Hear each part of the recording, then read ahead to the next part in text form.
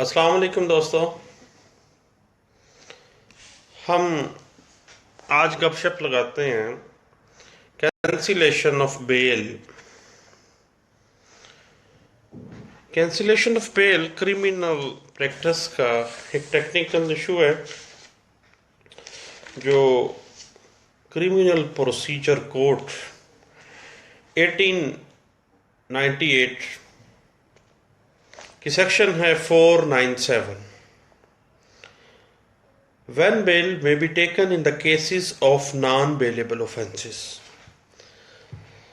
اس section کی sub section 5 میں یہ دیا گیا ہے. اسٹیچوٹ کیا کہتا ہے کہ اے ہائی کورٹ اور court of session and in the case of a person released by it self any other court may cause any person who has been released under this section to be arrested and may commit him to custody. یہ تھی beer act کی زبان. معاملہ یہ ہے جناب، بیل کو grant کرنا اور بیل کو کینسل کرنا دو ڈیفرنٹ ایشوز ہیں. بیل تو بہرحال گرانٹ ہو ہی جاتی ہے، لیکن کینسلیشن آف بیل جو ہے وہ بڑا ٹیکنیکل ایشو ہے. کینسلیشن آف بیل کے لیے بہت ہی ڈیفرنٹ، بہت ہی ایکسیپشنل اور بہت زیادہ مضبوط بنیادوں کی ضرورت ہوتی ہے.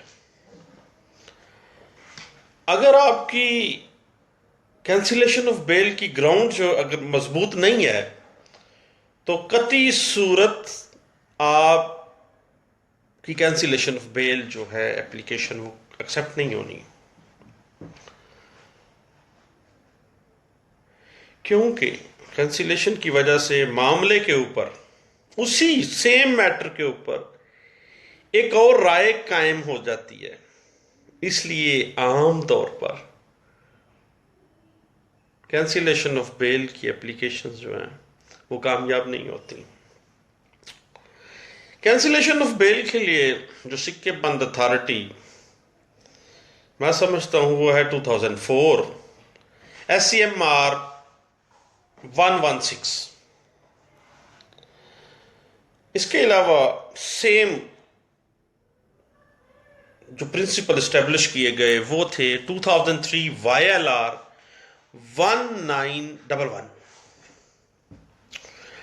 اب ہم کچھ گراؤنڈز ڈسکس کر لیتے ہیں جن کی بنیاد پر ہم cancellation of bail application move کرتے ہیں. نمبر 1 یہ ہے کہ جو اپلیکیشن گرانٹ کی گئی ہے وہ واضح طور پر اکارڈنگ ٹو لا نہیں ہے، بلکہ ایک لیگل ایرر تھی، فیکٹس کے مطابق درست نہیں ہے، کیونکہ بیل کو گرانٹ کیا جانا اسقاط انصاف ہے. دوسری جو ہم گراؤنڈ لے سکتے ہیں وہ یہ ہے کہ کچھ نئے واقعات، کچھ نیا انکریمنیٹنگ مٹیریل دوران تفتیش پولیس نے اکٹھا کر لیا جناب. اور یہ جو انکریمنیٹنگ مٹیریل ہے اس سے یہ واضح ہو رہا ہے کہ ملزم ہی گنہگار ہے اور ملزم ہی اس اکرنس کا مین ملزم ہے. جرم کا سارا تانا بانا اسی ملزم کے گرد گھوم رہا ہے. کینسلیشن آف بیل کی جو تیسری ہم گراؤنڈ لے سکتے ہیں وہ یہ ہے کہ ملزم اپنی آزادی کا غلط استعمال کر رہا ہے. ملزم کی جو پہلے مجرمانہ کارروائیاں تھیں انہی کارروائیوں میں آج بھی ملوث ہے. تو چوتھی ہم گراؤنڈ لے سکتے ہیں وہ یہ ہے کہ ملزم تفتیش کے اندر مداخلت کر رہا ہے۔ پانچویں ہم گراؤنڈ لے سکتے ہیں کہ ملزم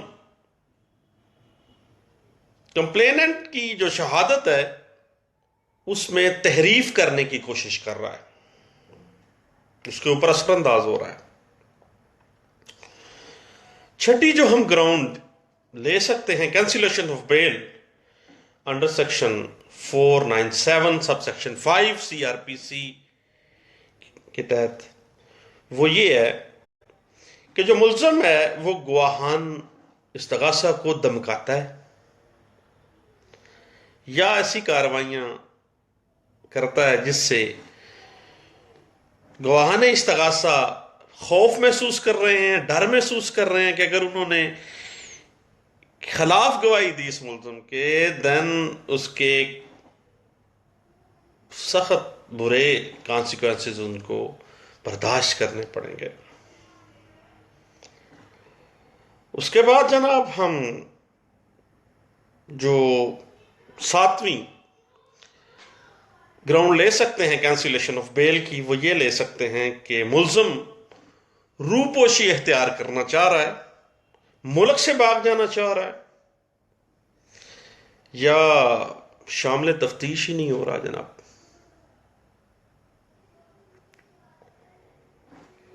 اس میں یہ بات یاد رکھنے کے قابل ہے جناب کہ کینسلیشن آف بیل کا معاملہ صرف اسی عدالت کے سامنے اٹھایا جانا چاہیے جو کہ اس طرح کا آرڈر جاری کرنے کی اہلیت رکھتی ہے۔ کچھ سائٹیشنز نوٹ فرما لیں گراؤنڈز کے حوالے سے اور یہ کاگنیزنس کے حوالے سے۔ 1999 PCRLJ پیج 1 ہے، 2000 PCRLJ 1574 ہے page, NLR 1999 CR Lahore 69 page number ہے۔ اور یہ چیز ذہن میں رکھنے والی ہے کہ عام پریکٹس کے اندر کینسلیشن آف بیل جو ہے اس کی اپلیکیشن اسی عدالت میں دائر کی جاتی ہے جس عدالت نے اس بیل کو گرانٹ کیا ہو، لیکن مقدمے کے حالات و واقعات کے تحت اس اصول سے انحراف بھی کیا جا سکتا ہے۔